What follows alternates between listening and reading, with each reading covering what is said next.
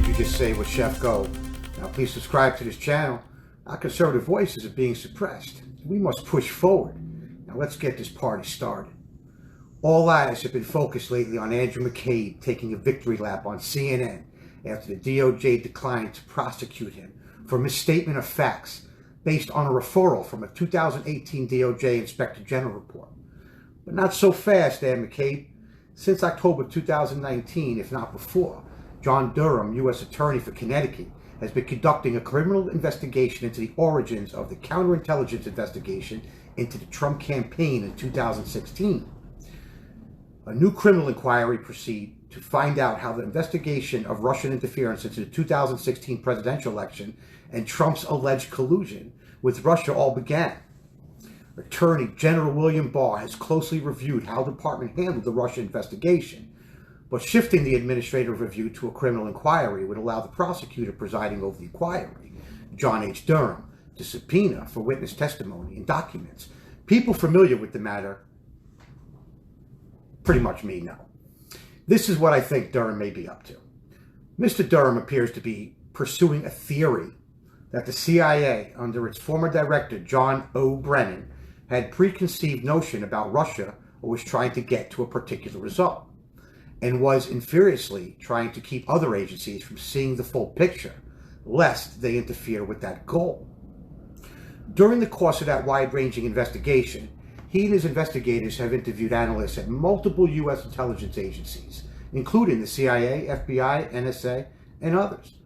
The investigation also has taken him to Italy twice, the UK, and elsewhere in order to investigate foreign involvement.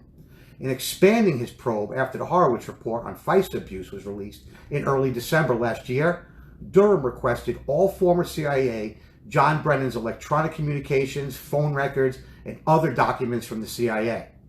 There are reports, rumors, that Durham and his investigators have uncovered a mountain of evidence. That goes far beyond the original scope of the investigation. To date, exactly what specific criminal activity and who was involved have not been officially confirmed by DOJ or Durham himself. That's a good sign. There has been much speculation toward that end.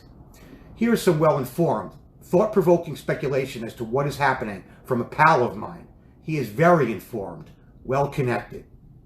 He says, I am hearing that protracted impeachment process pushed back the conclusion of the Spygate investigation, delayed so as not to interfere with the public's focus on the impeachment trial.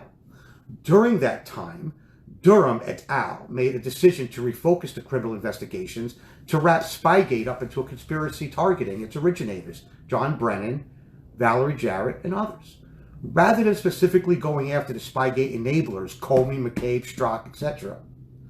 During the impeachment, A.G. Barr, Durham, and John Huber developed a better strategy for convictions that is less politically advantageous to the president, and they convinced President Trump to approve it. I'm told that it's become common knowledge among key DOJ insiders that the gloves are off. And now targets include current and former members of Congress, plus the obvious former members of the Obama administration. Now listen, also with Boris Johnson, now the Prime Minister, the UK is now cooperating on the refocused investigations, which will push indictments to the spring or summer of this year. A.G. Barr is said to have counseled Trump to not give ammunition to the defense by making indictments when politically advantageous due to the inevitable Democrat media perception of political motivation. This will likely happen regardless, as the Democrat already publicly calling for A.G. Barr head for being Trump's political toady. The president wants to punch back, and I don't blame him. But Barr is advising letting the opponent to continue making mistakes. President Trump is frustrated by the restraint, but he apparently agrees for now that the payoff will be better over the long run. The president, who's now playing to his base, knows that the base wants to see perp walks. A.G. Barr knows making perp walks seem political might cost some convictions in the long game. He wants open and shut cases and convictions with minimal political taint. Good luck with that. The Democrats will scream political retribution until the cows come home. On another important note, Rudy Giuliani is said to have shifted his RICO expertise from looking at the Clintons to a focus on the Bidens and others gaining from pay-to-play activities in Ukraine-related corruption. That would explain A.G. Barr's appointment of an outside screening process to review Ukraine-related information evidence that is being run by the U.S. Attorney from Pittsburgh. I also heard that President Trump is waiting for the Democratic nominee to be chosen. He sees no need to throw truly hard punches until then. It is content to troll Democrats and the media on Twitter until then. I would argue that the Democrats are committing hara-kiri without Trump's help. Finally, even though the initial focus is on indictments for a Spygate conspiracy, I don't think the main enablers will escape, provided there is sufficient evidence to obtain indictments on them. AG Barr's main goal is to obtain solid convictions, not just indictments. The refocusing of Durham criminal investigation is supposed to drop focus on targets on whom they don't think they can get indictments for. This is some excellent insight. A Spygate conspiracy indictment would sweep up a lot of people from the Obama administration and in the political class. Thank you for joining me. But check this out. It would further be noted that the anonymously sourced stories about the Durham criminal investigation in the New York Times and elsewhere is likely originated from the CIA and others outside the Durham investigation. It goes without saying that everything in the New York Times as released to Spygate, Crossfire Hurricane, and the Obama DOJ FBI FISA abuse is intended to spin the narrative in favor of the complicit in order to falsely impact public opinion. The New York Times and the rest of the Democrat-run legacy media would like us to forget some of the basic facts.